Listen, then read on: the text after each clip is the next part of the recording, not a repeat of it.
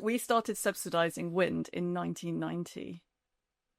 So the original premise of the subsidies is, well, it's an immature market. We've got to prime the pump. Yeah. We've got to encourage investment, and that's fine. Okay, that's a reasonable thing.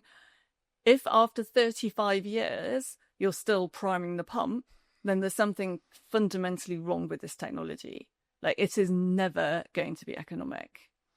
And actually, that's kind of self-evident because people think that wind and sun are free, right? But if you only charge your short-run marginal cost, which is almost zero for wind and solar, how will you ever pay for the really expensive machine that you need that converts that energy, that free energy, into electricity? Yeah. Right? Because the machine you need definitely isn't free. Those machines actually cost billions of pounds to build. So you could never sell your electricity at the actual short-run marginal operating cost the way you do with gas, because you'd never pay your capital costs. Is there a country in the world that has achieved like lower megawatt hour costs for renewables than we're currently paying? Is there somewhere that's doing it better than us? Well, yes, but not materially. Okay. If you look at the data, you'll find that countries that are relying on weather-based renewables have high electricity costs. So if you're using things like geothermal or hydro, then you can get very cheap energy. But the minute you have all that intermittency from the weather, because basically you now need two electricity systems. You need you need the one that works all the time, regardless of the weather, and then you're choosing to have one that's using the weather. And I've actually become quite hostile to wind, because when I started looking at the critical mineral requirements for the energy transition and understood just the sheer amount of mining and mineral processing that you need to build wind, and the environmental harm that comes from that, and also other sorts of social harms where, a lot of these mines are in Africa and South America. You have issues around expropriation of indigenous lands, unfair economic dealings with indigenous peoples, and the fact they just get poisoned by the process, right? You need 15 tons of copper per megawatt of offshore wind. Chile has a huge copper deposits. When you open a new mine in Chile or anywhere else, you're basically blasting the surface and the soil into the air. Well, if your soil is full of arsenic, the way it is in Chile, just guess what that does to the local people, right? Because then they breathe that air. The arsenic falls down onto their crops, falls into the water, pollutes drinking water, poisons the fish that they eat, poisons the water that's used to irrigate crops and water livestock. And so you get much higher incidence of cancers and other illnesses in those areas. So there's a huge sort of social and environmental harm that comes with all of this, and for something that only works a third of the time. Yeah, I have so many questions. So that just seems to me actually quite immoral. And I think we equate sustainability with low carbon, but that is just not correct. Sustainability means looking at environmental stewardship and ethical practices in the whole context. Dirty water isn't a better thing than dirty air. They're both undesirable. And you're finding at COP, you get, low-lying islands in the Indian Ocean lobbying for more action and faster progress towards net zero. You might find in a couple of years that you've got South America coming to COP saying, well, no, because we don't want you to destroy our land in order to get the stuff that you need to build all of these wind farms that only work a third of the time. This is just, it's not reasonable or legitimate to do that. And we can't arbitrate that because we're not either of those countries, or those regions.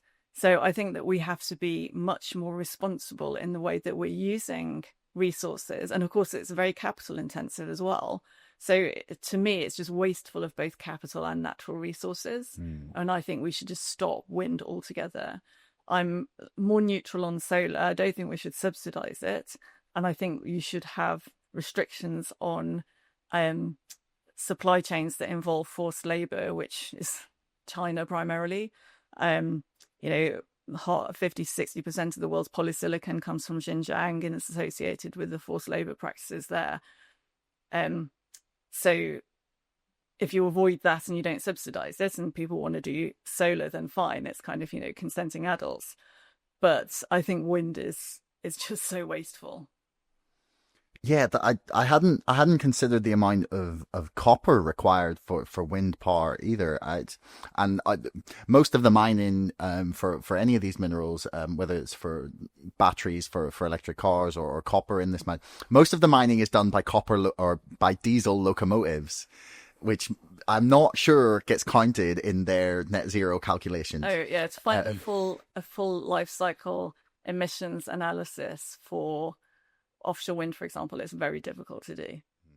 These numbers are not easy to find because people don't want you to know, because actually it doesn't look very good, because you need a whole load of steel and concrete, which is very energy intensive.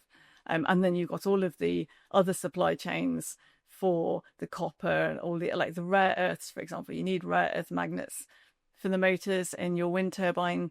The only place that's really producing rare earths at scale is China, because it's pretty much the only country that's willing to accept the environmental damage associated with that, because your transition elements, the rare earths, are so chemically similar to each other that you need a lot of energy and a lot of nasty chemicals to separate them. And so most countries won't allow you to do those processes because they're considered too dirty. So they're done in China, and actually, so China itself has admitted it's got something like $5 billion worth of cleanup from unauthorized mines. Now, if that's what they're admitting to, the true figure is likely to be way higher. But they have a tailings river that's moving at some crazy thing like 2 or 3 meters a year or something towards the Yellow River, which is a major source of drinking water for millions of people. And this is literally like just this sludge that's oozing over the landscape, and toxic, poisonous sludge. So yeah, I mean, this is really not good. China seem like they're quite switched on in terms of long-term planning and thinking for things. I mean, setting aside the human rights violations and issues that people might have with them, they seem like they're quite practical in the way they try to think and plan about infrastructure, for example. Why do they continue to push for renewables when, if I'm understanding your analysis correctly, it would be just possibly better for China or as a nation, just setting aside like global net zero targets, but it would be better for China just to be like, yeah, well, screw the renewables, let's just use all the coal that we have. Well, they're doing everything. I mean, they anticipate that energy needs will be so big that they're just building everything. So they are building loads more coal, they're building nuclear, they're building hydro, they're just building everything. Okay. Is that, yeah. That makes sense. So is there a kind of renewable energy that is not hampered by this like massive energy intensive? So you've got geothermal. So if you look at Iceland, for example, they have loads of cheap energy from geothermal, and you can get some geothermal even if you're not living in a sort of seismic hotspot the way Iceland is. But it's more limited. I mean, we have a little bit here in Britain, like Southampton has a geothermal district heating scheme. Really? Yeah. And then hydro is really good, but hydro requires so the 2 types of hydro, you've got run of river and then you've got reservoir based hydro. But the reservoir based hydro obviously requires you to have suitable land that you could flood to create the reservoirs, which we don't have very much of in Britain. We have a little bit more that we could flood, but not that much more because we're quite densely populated. And because we're not very mountainous, we don't have the run of river potential is smaller as well. So again, we have some, but it's not going to be enough to do what we need. So the solution for us is nuclear. If we want to have a low carbon energy system, we need to do more nuclear. We need to tear up almost all of the regulatory system because it makes it stupidly expensive. And we need to choose better technologies than we've been choosing. But is this possible? I mean, South Korea, KEPCO, they've built 8 of the APR 1400s. They've been building them in a roughly 8.5 years each for a rough cost of 5 to 6 billion US dollars. Contrast that with Hinkley Point, which is likely to take 13 years to build and cost 35 billion pounds. Yeah. So, but, why is that so expensive here? Well, the EPR, which is the design that's being used, is a challenging design in the first place. EDF came along with a design that had been authorised in France and Finland, and UK regulators required 7,000 design changes. Good news, everyone. My book about GameStop, the craziest story ever told, is now finished. Well, almost. Still waiting for the final draft. So, in the meantime, I think you should look at pre-ordering it or any one of the multiple fantastic, beautiful t-shirts that I have designed in order to sell with the book. Thank you, everyone, for your patience over the last few years while I have been finishing it very slowly. And I am really, really excited for people to read it. Link is in the description below. Enjoy the podcast.